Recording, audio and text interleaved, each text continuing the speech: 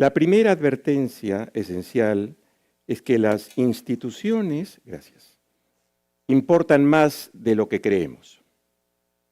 Cuando se erosionan, no solo se debilita la democracia, también se fractura la economía, la inversión y la vida cotidiana de todos. Esa es la primera advertencia que nos hace Wolf.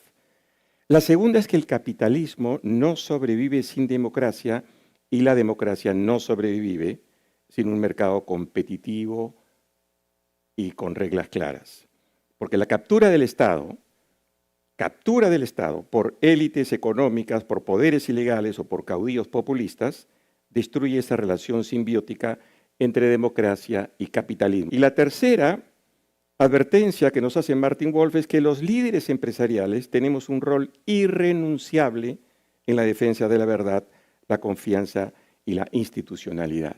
Y en este marco queremos invitar a Eduardo Bayón al estrado. Eduardo es antropólogo de la Católica, investigador principal de DESCO.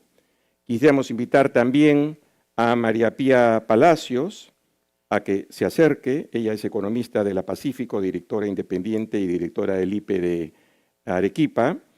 Y a Fernando Tincopa, investigador del Centro Wiñac. Por favor, pasen.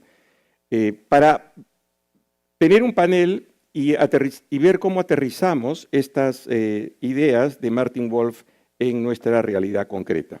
Vamos a hablar sobre qué explica la fragilidad institucional del Perú, cómo nos afecta directamente y qué podemos hacer desde hoy como líderes ciudadanos para cambiar el rumbo.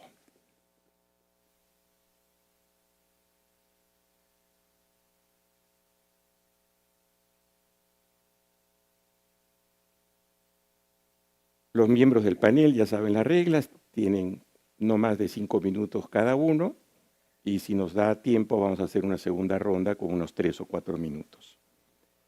Eduardo, si me permites, quisiera empezar contigo. Ha dicho que el auge del autoritarismo no es un accidente. Responde a desigualdad, frustración democrática, corrupción, pérdida de memoria histórica, y ha descrito cómo los regímenes populistas destruyen instituciones.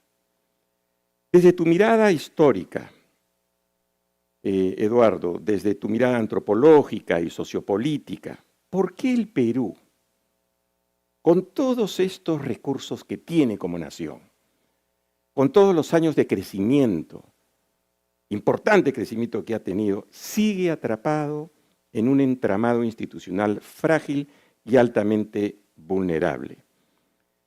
¿Cómo reparar estas fracturas? ¿Qué tendríamos que hacer los líderes del sector privado, de la sociedad civil, de la academia, para recomponer ese vínculo roto?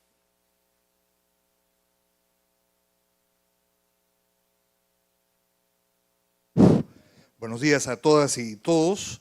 En principio, mi agradecimiento por la invitación, que es, en mi caso, reiterada, digamos, para compartir con ustedes algunas reflexiones.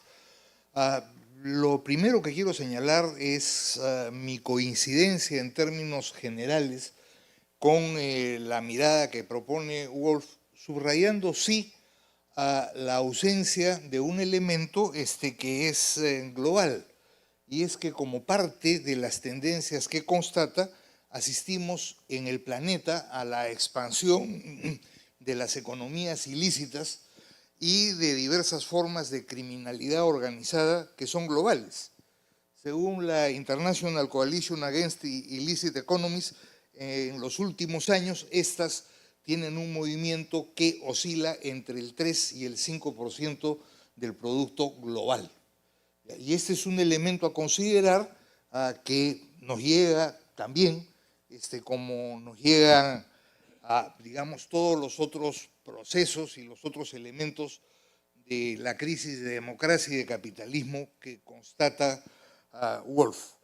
En el caso peruano, y es el elemento que creo que explica las particularidades, nosotros vivimos las dinámicas globales y las dinámicas de esa crisis con una simultaneidad de 3 tiempos diferentes.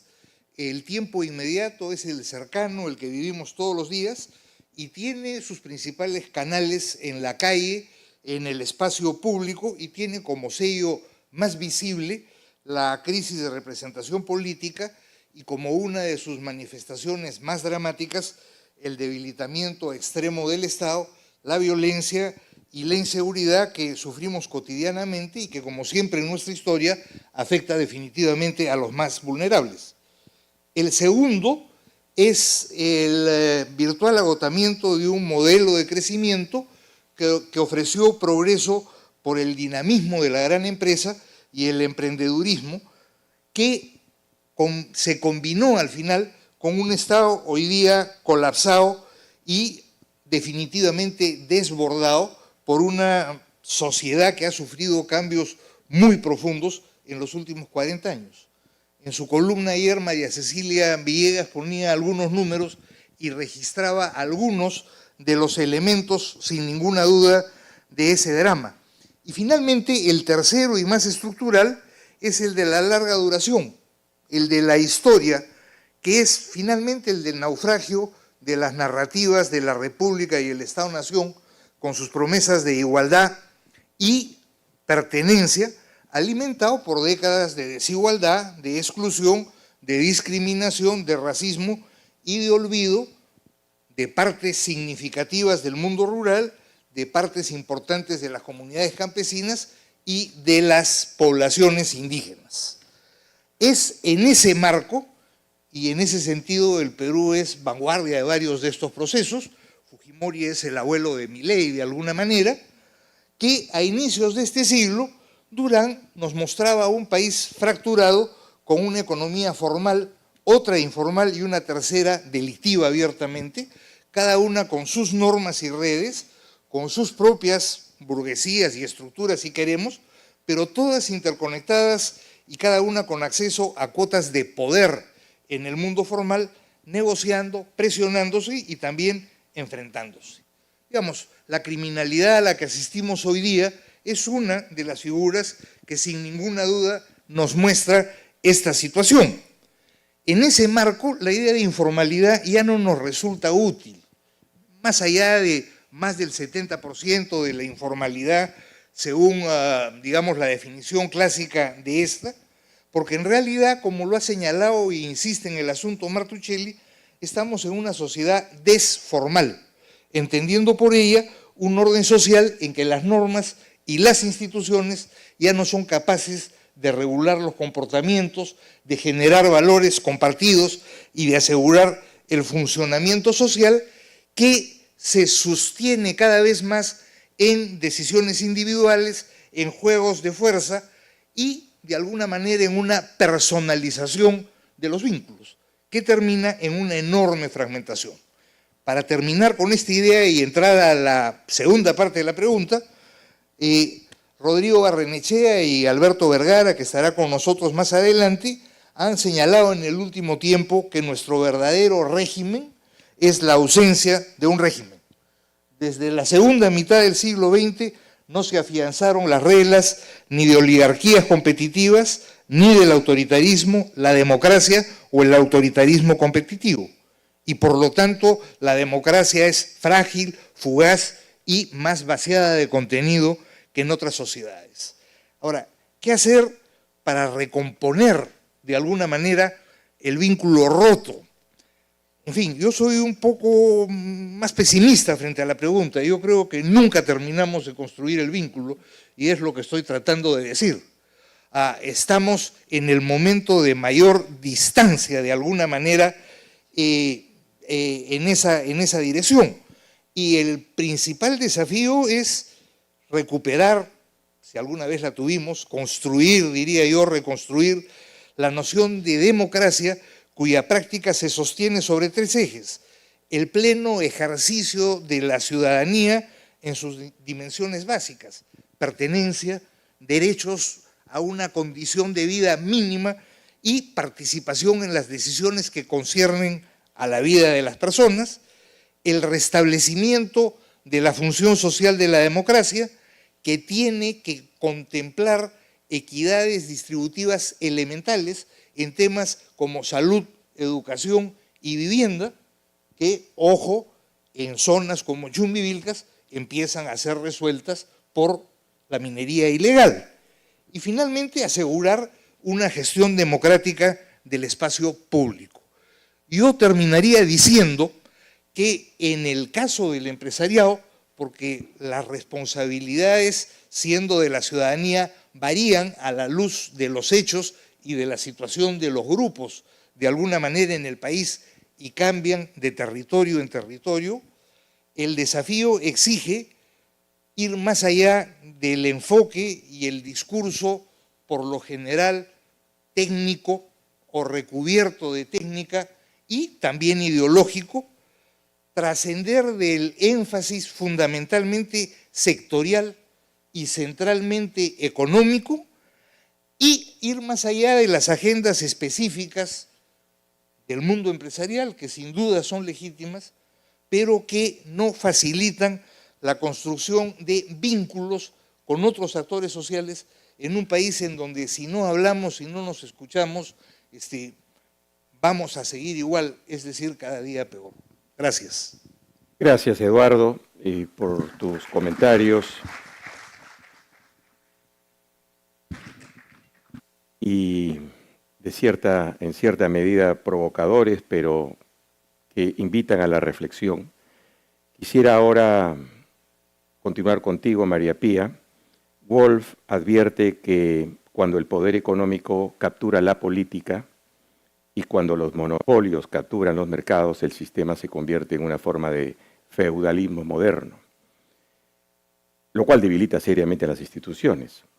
Tú vives y trabajas hace mucho tiempo en Arequipa y conoces el tejido empresarial fuera de Lima. Desde esa mirada, ¿cómo se manifiesta la fragilidad institucional en el día a día de las empresas, los emprendedores, las familias? ¿Y qué señales percibes tú en Arequipa y en el sur del país que Lima aún no termina de ver o de aceptar? ¿Qué pasos podemos dar los líderes del sector privado para reconstruir confianza en las regiones?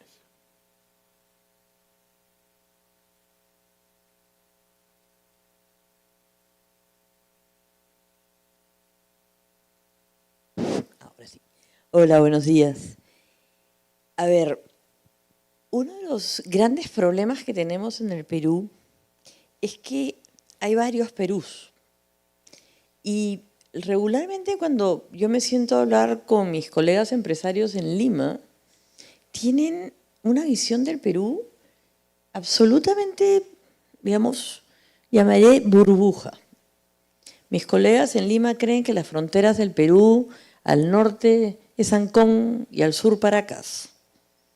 Y el Perú son muchos Perús. Y lo que enfrenta un empresario de provincia puede tener mucha similitud a lo que enfrenta un empresario de Lima, pero tiene una problemática, una capa más de problemas, que es el centralismo, o llamaré la descentralización frustrada de este país. Porque como en muchas otras cosas en el Perú, existe un formalismo de papel y se supone que este es un país descentralizado. ¿Por qué? Porque lo dice una ley. Pero eso no es así. En el Perú, un problema que los limeños, que en Lima no se ve, es el problema de descentralización y que afecta la forma, cómo nos relacionamos con las instituciones. ¿Y por qué las instituciones en provincia son aún más fallidas que en Lima? Entonces, cosas como la salud, que no la ve el Ministerio de Salud, sino las direcciones regionales de salud. La educación, que la ve las direcciones regionales de educación, las UGELs regionales.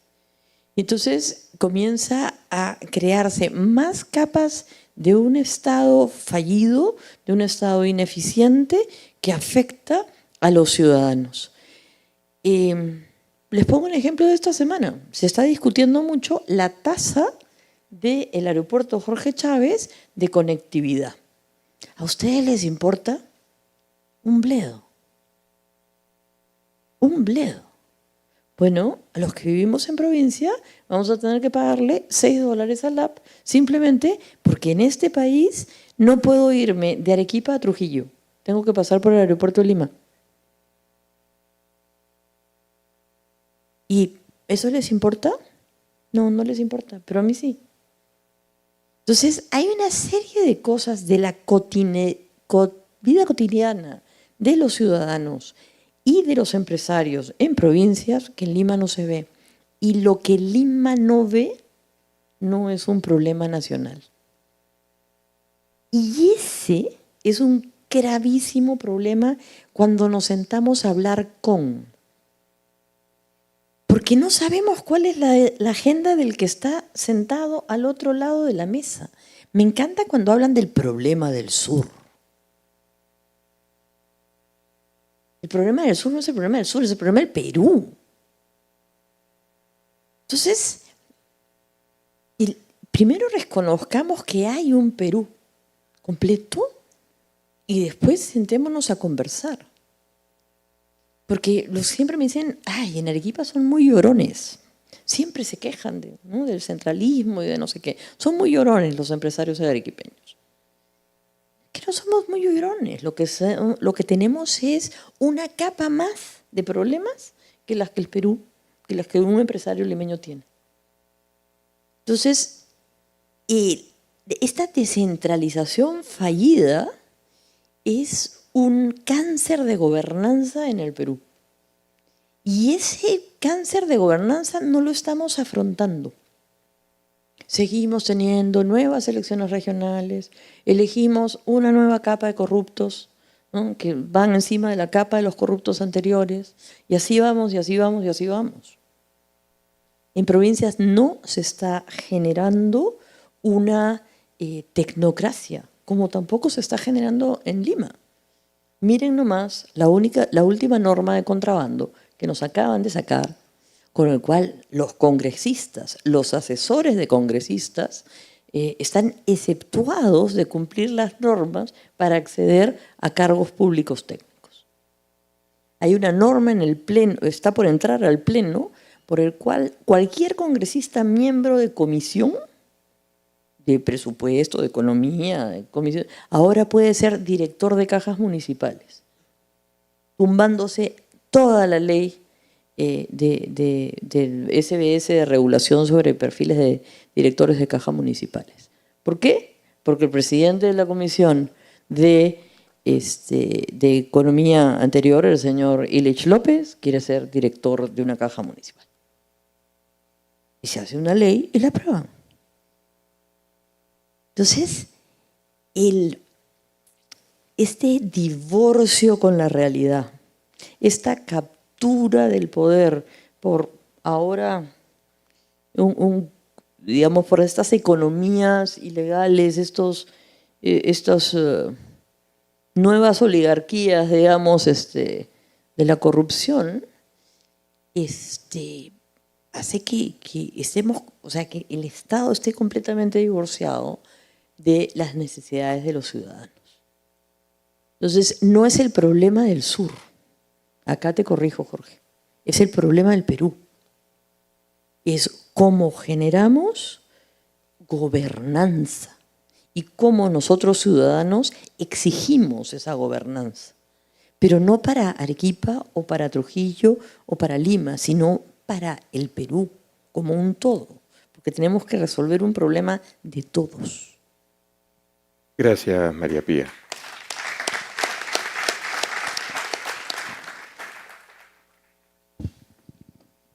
Y ahora vamos a continuar con Fernando. Fernando, tú eres la cuota millennial del panel. Wolf ha sido enfático en el auge de los discursos autoritarios. Dice que la base de todo es la confianza y que la confianza depende de la verdad. Y aquí el sector privado tiene un rol insustituible, proteger el ecosistema de información, actuar como ciudadano, no solo como actor económico. Desde tu mirada joven, ¿cómo interpreta tu generación esta crisis institucional? ¿Qué esperan ustedes de las élites económicas y políticas? ¿Y qué podemos hacer desde un liderazgo ciudadano intergeneracional para evitar que los jóvenes se resignen a la idea de que el Perú no puede cambiar?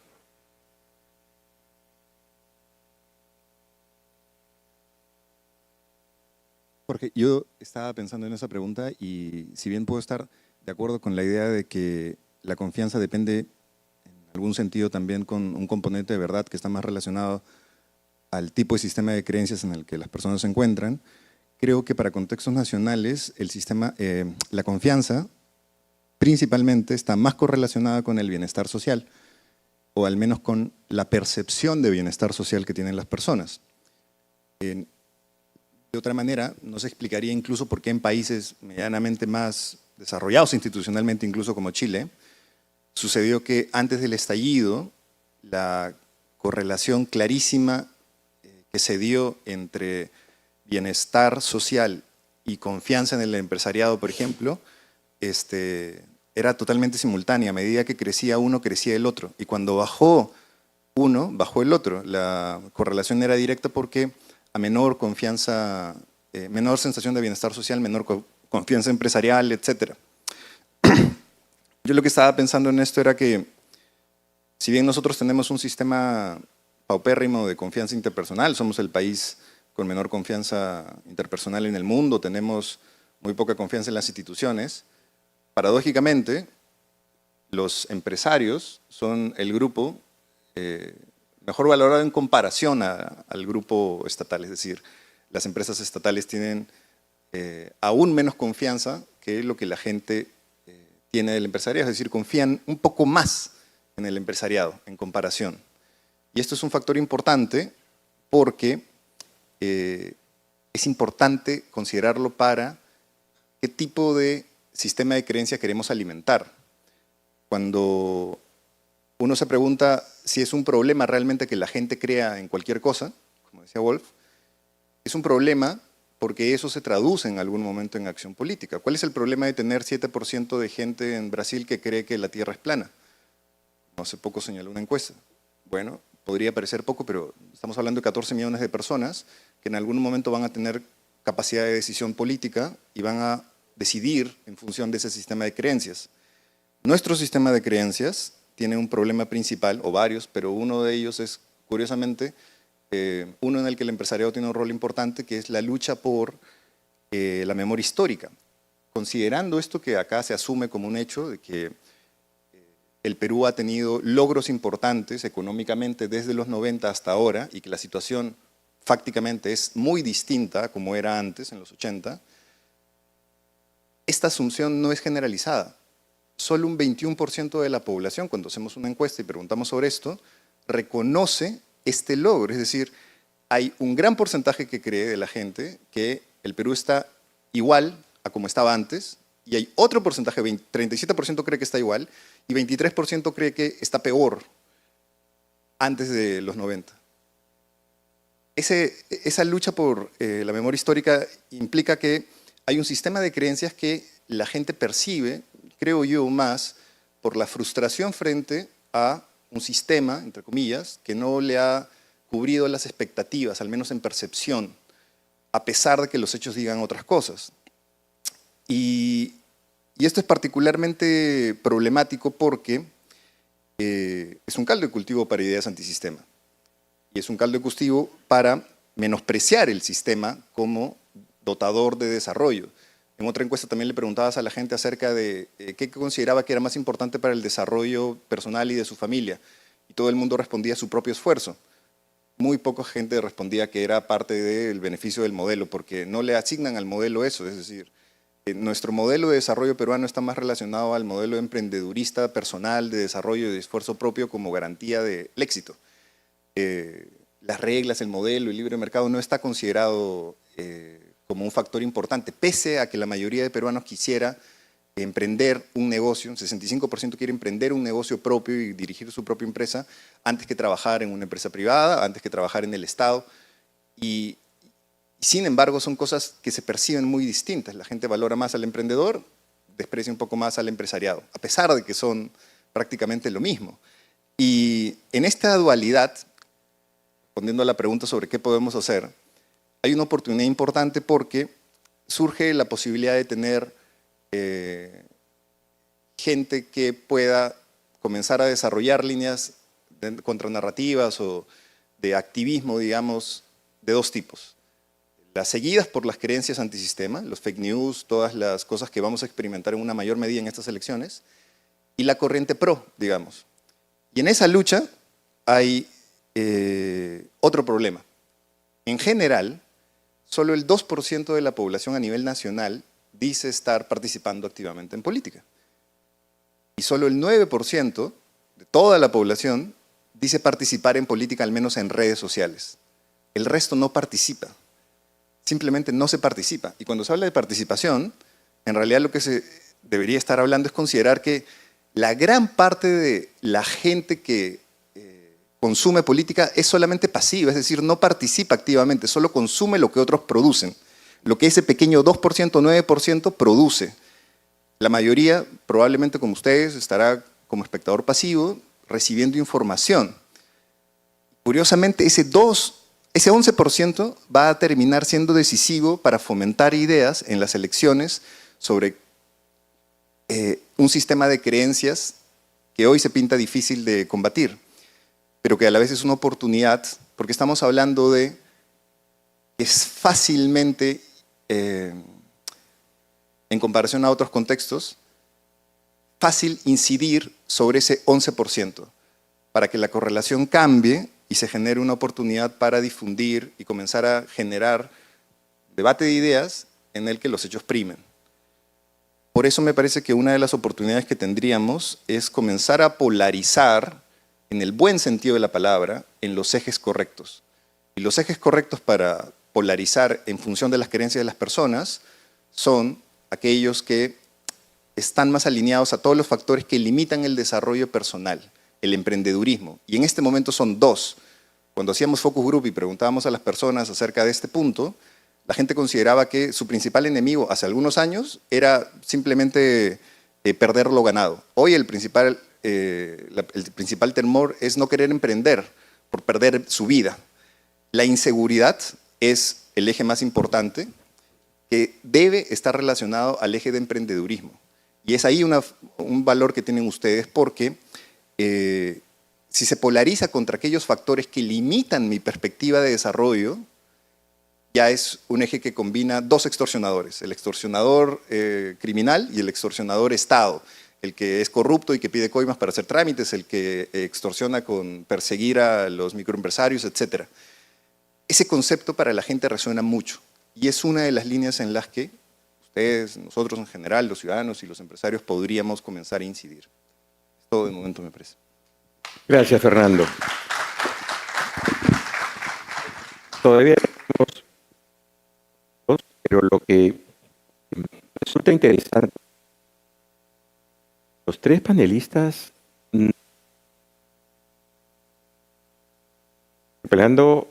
interpelándonos sobre cómo pensamos, cómo vemos cómo ven las cosas los demás. Interesante tu mirada, Fernando, y la invocación que nos haces. Sí les voy a pedir ahora, por favor, no más de 3, 4 minutos máximo para esta segunda ronda. Eduardo, si tuvieras que proponer un primer paso realista para empezar a reconstruir el Estado desde la ciudadanía, ¿cuál sería? ¿Y qué podemos hacer nosotros, los líderes del sector privado, sin caer en captura o mercantilismo? Un primer paso lo que supone es juntar 4 o 5 elementos. El primero tiene que ver con la necesidad de reequilibrar el poder entre mercado, Estado y ciudadanía. Digamos, siguiendo exactamente a lo que plantea el propio Wolf, restaurar la ciudadanía implica inevitablemente limpiar la concentración económica y el poder de plataformas y monopolios, reforzar de verdad la capacidad regulatoria del Estado y asegurar que las reglas del juego económico sean decididas en lo que pueden ser decididas democráticamente antes que por intereses privados. Reconstruir las bases materiales de la ciudadanía supone entender que es indispensable en esta relación entre capitalismo y democracia, de la que estamos hablando, el generar, digamos, una clase media más amplia y segura, a lo que supone modificar las relaciones de poder en la sociedad y exige de sistemas tributarios progresivos, no los que tenemos hoy día, inversión estatal en infraestructura, educación y salud, políticas activas para reducir desigualdades territoriales y de ingresos y recuperar movilidad social y reducir la precarización del trabajo. No se trata de ninguna manera ni de abolir, ¿no es cierto?, ni de cerrar mercados. Se trata de hacerlos compatibles, ¿no es cierto?, con la ciudadanía democrática. Yo terminaría señalando dos cosas. Una en relación al sur, que ya fue mencionada, y en donde obviamente soy arequipeño, así lo esconda, que la tengo meridianamente clara. Si nosotros miramos lo que desde Lima llamamos el sur, digamos Apurímac, Arequipa, Cusco, Madre de Dios, Puno, Moquegua y Tacna, vamos a descubrir que generan el 21% del Producto Bruto Nacional, que concentran casi el 44% de la inversión minera, que es la locomotora de la economía, pero que 68 distritos de esos espacios, que son el 15%, tienen más del 50% de sus habitantes en situación de pobreza. Y eso es simplemente para señalar un dato, ¿no es cierto? Otro dato que también podríamos señalar, a partir del ENADES del 2024, 69% de las personas encuestadas creen que las personas ricas tienen demasiada influencia en las decisiones que afectan al país. 90% cree que el Perú está gobernado por unos cuantos grupos poderosos en su propio beneficio y 82% señala que la mayoría de los más ricos ven la manera de no pagar lo que deben. Ya, y eso nos remite, y termino con esto, brutalmente al tema de la desigualdad. Digamos, 9 millones de peruanos tienen un ingreso mensual de 416 soles y 235.000 personas concentran una riqueza en conjunto de más de 331.000 millones de dólares. Ya, entonces, no es si la gente confía más en los empresarios o en el Estado, es que la gente desconfía menos en los empresarios que en el Estado. Pero lo que predomina acá es la desconfianza absoluta. Y no es solo la desconfianza en las instituciones. Somos el peor país en el planeta de la desconfianza en el otro. Y el otro ya no son las instituciones. Es mi vecino, el que se sienta a mi costado, mi compañero de carpeta, el que trabaja conmigo. Y eso demuestra, digamos, el reto que, entre otros, se está tratando de asumir acá y que definitivamente merece todo el apoyo desde las distintas voces y desde las distintas miradas. Yo termino diciendo que a estas alturas de mi vida, a diferencia de Wolf, no soy creyente. Es decir, no creo en la verdad de la misma manera que no existe el Perú, como ha sido señalado. Hay múltiples Perús, no existe Lima, hay múltiples Limas, y si no aprendemos a reconocernos y a hablar, me temo que estos esfuerzos van a servirnos de poco. Gracias. Gracias, Eduardo. Estas cifras que nos das, esta información, creo que nos interpela porque muchas veces sostenemos, ya conocemos la verdad de lo que pasa y no debemos seguir machacando porque nos autoflagelamos y porque nos desmoralizamos y porque etcétera, etcétera, etcétera. No es así. Hay un Perú que no vemos, hay un Perú que piensa de una manera, que tenemos que comprender por qué piensa así. Y este tipo de espacios y de encuentros nos ayudan a reflexionar sobre esto. Si nosotros replicamos en el Senado, el super Senado que vamos a tener, esas 60 personas, un Congreso similar al que hoy día tenemos, el futuro es mucho más incierto. Así que gracias por interpelarnos y por hacernos ver que hay cosas que no conocemos y que es importante conocer. conocer. María Pía, agradeciendo que me hayas corregido. Ok, en resumen, sí, acá está. ¿Qué pasos tangibles tenemos que dar? ¿Y cómo jugamos ese rol de puente entre Estado y ciudadanía? Nosotros, los líderes empresariales, aunque nos da alergia hablar de temas de política. A ver, en provincia tiene gran éxito las cámaras de comercio. Y eso son centenarias, cualquier cámara de comercio en el Perú tiene más de 100 años. Y si ustedes van a ver, es la participación activa del empresariado para llenar los espacios que a veces el Estado no llena.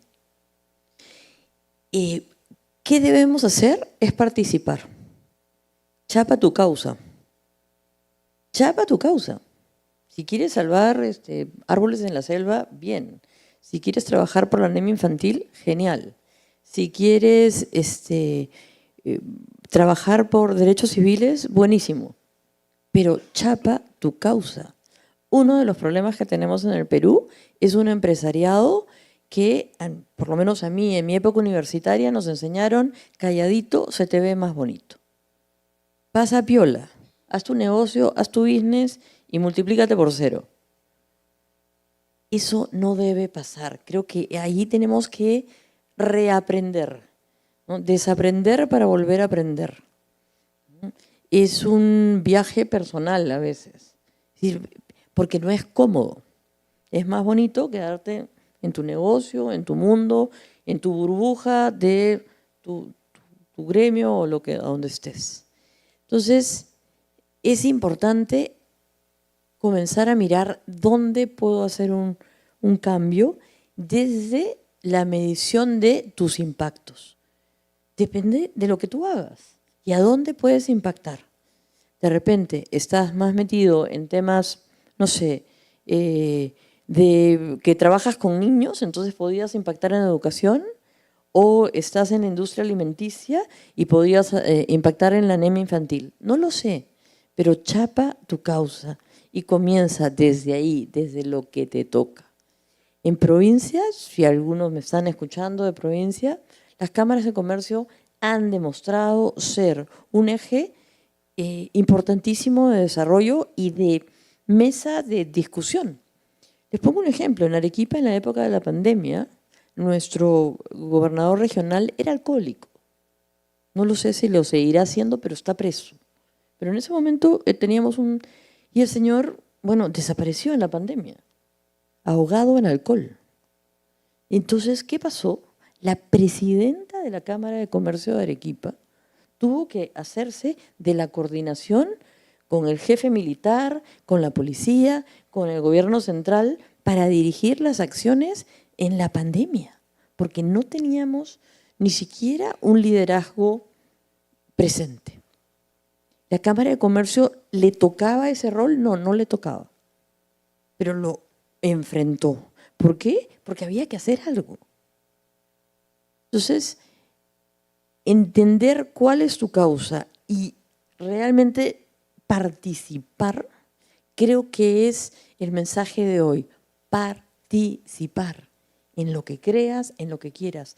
Eso hace liderazgo consciente. Invitarnos a participar. Entonces, eso es. Lo que no puede ser es que te quedes atrás de tu pantalla, en la seguridad de lo que conozco y lo que sé, sino atreverte a poner ese grano de arena en tu quehacer, en lo que tú sepas y en lo que quieras colaborar. Eso es ejercer tu ciudadanía, eso es dar, eso es poner en servicio a. Y eso es lo que pretendemos en este tipo de foros. Gracias. Gracias. No nos está funcionando calladitos, nos vemos más bonitos. Muy bien. Fernando, ¿qué estrategias ciudadanas de parte de los líderes empresariales pueden ayudar a recuperar la confianza de los jóvenes en la democracia? ¿Cómo podemos abrir espacios reales para que las nuevas generaciones participen en la reconstrucción nacional? Estaba pensando que parte del inicio de esta pregunta, al igual que en cualquier inicio de planeamiento estratégico, debería partir por priorizar algunas necesidades más urgentes. Y escuchando un poco lo que usualmente comentamos, me parece que sigue existiendo una dispersión bastante grande entre lo que es una necesidad para nosotros, los académicos, para nosotros, los limeños, para nosotros, el sector que representemos, y las necesidades reales de la población. En esa escala, por ejemplo, yo también podría estar de acuerdo en que la desigualdad es un problema. Particularmente, no me parece un problema más importante que resolver en sentido de urgencia la extrema pobreza, que va en una escala de prioridad aún más importante, pero aún más que la extrema pobreza, en la escala de prioridad de la percepción de la mayoría de la población, la inseguridad es el problema más relevante hoy. Y es un problema transversal porque implica no solo vida, implica desarrollo económico, implica prosperidad. Es el problema más relevante probablemente a futuro para los próximos 5, 10 años o siguientes 2 elecciones. Y en esa escala de prioridades, me parece que hay propuestas de corto y largo plazo, que si bien todos podríamos coincidir acá en que la educación es una apuesta de largo plazo y es la más importante quizás, las apuestas de corto plazo pasan por, digamos, de alguna manera priorizar que la participación juvenil no sea una participación enteramente simbólica en espacios de diálogo, en donde se involucre a los jóvenes en ese tipo de espacios. O sea, yo he estado en ese tipo de espacios y la frustración que uno siente es como los jóvenes participan porque son una figura a la cual hay que llamar por alguna razón, porque creemos que tienen las soluciones o porque sobreidealizamos lo que puedan decir, proponer, y en realidad el foco debería ser distinto porque la juventud es una especie de mano de obra en formación que va a hacer el cambio a futuro. Es decir, la forma de incluir a los jóvenes, más que haciéndolos hablar, que es importante, no lo niego, en sentido de urgencia, lo más importante es incluirlos en espacios de decisión futura. Es decir, que sean los próximos tomadores de decisión. Hace poco escuchaba hablar a alguien acerca de cuál era la reforma más importante policial, por ejemplo, para hacer un nuevo equipo, y era básicamente comenzar a separar y formar una nueva generación de oficiales completamente separado de las generaciones previas, que sea exclusivamente el inicio de lo que en su momento quizás fue el BCR con su nueva generación de economistas formados que luego asumirían puestos de posición y decisión. Es decir, la perspectiva de la juventud debería ser una perspectiva de mediano plazo, porque al menos esa es una apuesta segura, la formar tecnócratas, una élite policial, qué sé yo, juvenil, que en su momento pueda generar cambios. Y en ese sentido quizás creo que la frustración de varios es que no vamos a tener este tipo de cambios en el muy corto plazo, pero convendría al menos comenzar a desarrollar algunas líneas de acción para comenzar a plantar la semilla, porque de otro lado vamos a estar lamentándonos en 10 años lo que pudimos haber hecho hoy y lo que en frente a los resultados que tengamos. Y finalmente, solo para cerrar, yo sí creo que el sistema de creencias es un sistema muy perjudicial y pernicioso que complica el corto plazo muy gravemente. Es decir, hemos llegado a ser el cuarto país que más distorsiona la realidad a nivel mundial.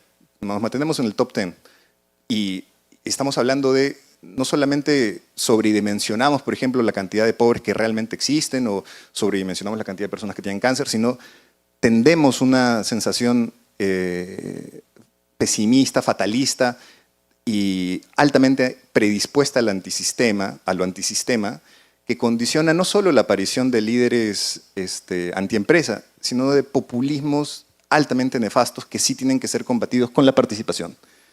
Y en ese sentido creo que el debate, solamente el debate, ya es un espacio de participación para contrastar ideas y hacer, o al menos el intento de que los hechos primen a la percepción. Y en esa, me parece que es una batalla en la que todos los sectores, al menos, digamos, políticos no populistas, por decirlo de alguna manera, podrían estar en un consenso mínimo medianamente de acuerdo. Yo creo que pese al pesimismo, se pueden hacer cosas en el corto, pero sobre todo en el mediano plazo. Gracias, Fernando. Ya no tenemos tiempo para más. Solamente que preparamos este resumen de 5 pasos, pero lo hemos estado pasando, La tecnología sí, nos ha abandonado. un poquito. Muchísimas gracias a nuestros 3 panelistas, queremos darle un fuerte aplauso.